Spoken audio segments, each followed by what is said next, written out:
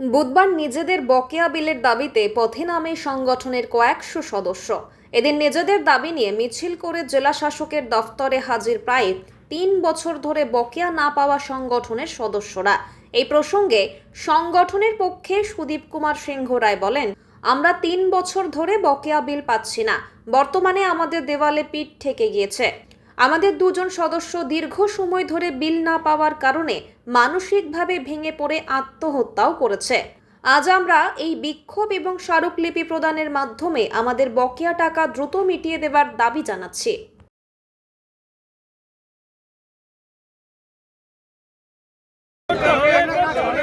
আমাদের ছবি আছে, আমাদের বিল এমপি হয়েছে, আমি ট্রান্সফার অর্ডার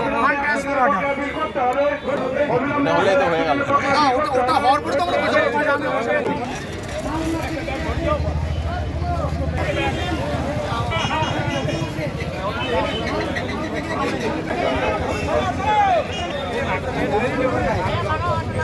অবিলম্বে 100 দিনের বকেয়া বিল করতে হবে। কেন্দ্র রাজ্যের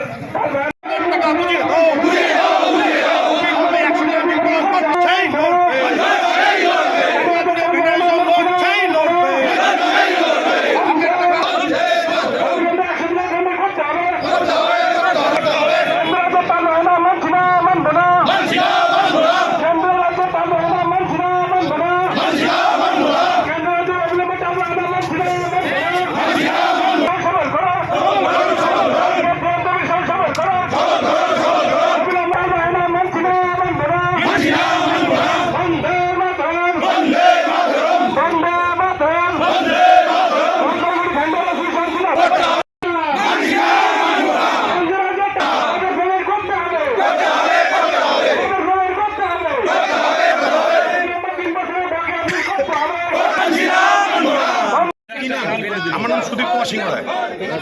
সমস্যা কি হয়েছে? এমজি এনার্জিসের ভেন্ডর। আমরা বিগত 3 বছর ধরে বকেয়া, আমরা গোটা জেলায় 500 কোটি টাকা বকেয়া আমরা দীর্ঘ 3 বছর ধরে পাচ্ছি না। এই অবস্থায় আমরা প্রচুর হতাশাগ্রস্ত এবং ইতিমধ্যে 3 জন ঠিকাদার, একজন সুসাইড করে, 2 জন এই হতাশাগ্রস্ত হয়ে স্ট্রোক করে মারা গেছেন। আমাদেরও সংসারের অবস্থা সংকীর্ণ। বাচ্চাদের পড়াশোনার খরচ চালাতে পারছি না, প্লাস ট্রিটমেন্টের খরচ চালাতে পারছি না। ইতিমধ্যে অনেক ঠিকাদারি অসুস্থ হয়ে পড়েছেন, তাদের চিকিৎসার জন্য যথাযথ আমরা ব্যবস্থা করতে পারছি না। আমাদের সরকার, আমরা চাচ্ছি গভর্নমেন্ট আমাদের টাকাটা দিয়ে দিক। কেননা এই তাল বাহানা, একবার বলছে রাজ্য, বলছে কেন্দ্র দেবে, কেন্দ্র বলে রাজ্য, এই তাল বাহানার মাঝখানে আমরা পিছিয়ে মারা যাচ্ছি। তা আমাদের সবার কাছে কাতর প্রার্থনা, আমাদের জীবন বাঁচান। এই বকেয়া পেমেন্ট করে আমাদের জীবনটাকে কমসে কম বাঁচান, আমাদের সংসার পরিজনদের বাঁচতে দিন, বাঁচার সুযোগ করে দিন। এর আগেও তো আপনারা জেলা শাসকের সঙ্গে দেখা করেছিলেন, সে সময় প্রশাসনের সঙ্গে। আমরা ব্লক প্রশাসন এবং উত্তরবঙ্গ উন্নয়ন মন্ত্রীর সঙ্গে দেখা করেছি। সেই সময় তারা কি বলেছে? তারা বলেছে দেখছি, তারপরে কোনো ফিডব্যাক আমরা পাইনি, তার কোনো ফিডব্যাক পাইনি। আজকে কি করছেন? আজকে কি যাচ্ছেন? International secretary. কি নাম? সুদীপ কুমার সিংহ রায়।